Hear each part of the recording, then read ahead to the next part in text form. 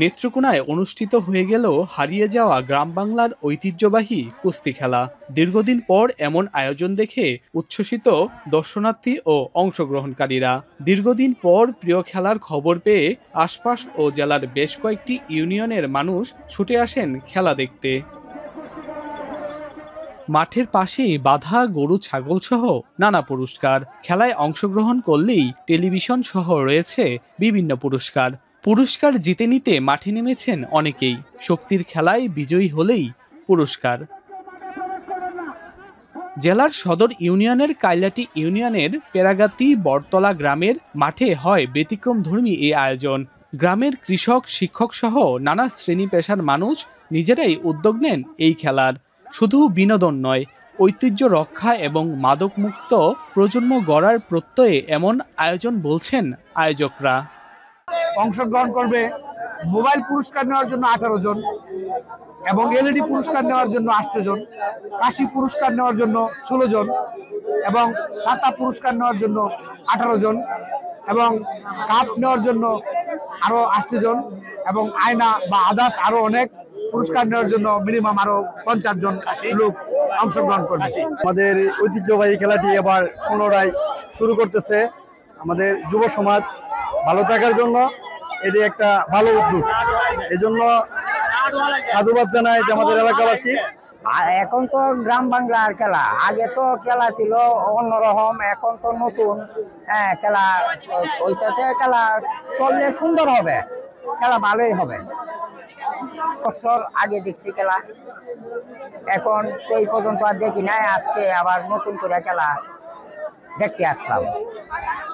এই খেলা খেললে মনের উৎসাহ হয়, মন শান্তি হয়, মনের হয়, সান্ত্বনা হয়। এখন বর্তমান প্রজন্মের লোকেরা এটা দেখতে পারবে, পুরানো ঐতিহ্যটা ধরে রাখার চেষ্টা করতেছে আমাদের গ্রামবাসী। 2 দিনের আয়োজনে অংশ নিয়েছেন মোট 100 জন কুস্তিগির। জেলার বিভিন্ন ইউনিয়নের পাশাপাশি পার্শ্ববর্তী উপজেলা থেকেও ছুটে এসেছেন খেলোয়াড় ও দর্শক। খেলা উপলক্ষে মাঠের চারপাশে বসে যায় খাবারের দোকান। গ্রামীণ মেলা আর উৎসবের আমেজে মুখরিত হয়ে ওঠে পুরো এলাকা। একসময় বর্ষায় এমন আয়োজন নিয়মিত হলেও গত 2-3 দশক ধরে কুস্তি খেলা প্রায় বিলুপ্তির পথে। তবে নতুন করে আবারও প্রাণ ফিরছে এই ঐতিহ্যে। মানুষের মুখে শুনলাম কুস্তি খেলা, তাই আমরা মনে একটা উৎসাহ নিলাম। কয়েকদিন ধরে মাইকিং করিয়া তখন আমরা খেলাটা আয়োজন করলাম। কুস্তি খেললাম, এলাকার মানুষ আইলো, খুব ভালো লাগলো। কুস্তি খেলায় প্রাইজ পাইলাম, জিতলাম। বহুদিন পরে খেলা আমাদের এলাকায়, তাই খেললাম, ভালো লাগলো, খুব ভালো লাগছে। আমাদের কুস্তি খেলা একটা গ্রামের ঐতিহ্য, এটা মোটামুটি দীর্ঘদিন ধরে নাই।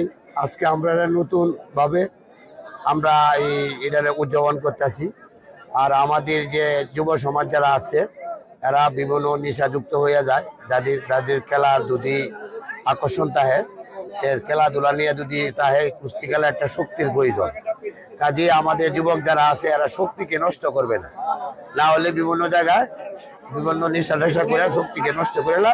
এই খেলার ঐতিহ্যবাহী যদি হয় তা আমাদের যুবকরা গায়ে বাংলা ঐতিহ্য থাকবে, আমার কুলাহান যারা আছে সুস্থ দেওয়া থাকবে, মন ভালো থাকবে। নেত্রকোনায় একসময় গ্রামীণ বিভিন্ন খেলার প্রচলন থাকলেও এখন সবকিছুই হারিয়ে যেতে বসেছে। তবে 2 দিনে আয়োজক কমিটির কাছে মোট 100 জন কুস্তিগির তালিকায় নাম লিখান। ঐতিহ্যকে বাঁচিয়ে রাখতে এর ধারাবাহিকতা কামনা সবার। রিফাত আহমেদ রাসেল, এখন নেত্রকোনা।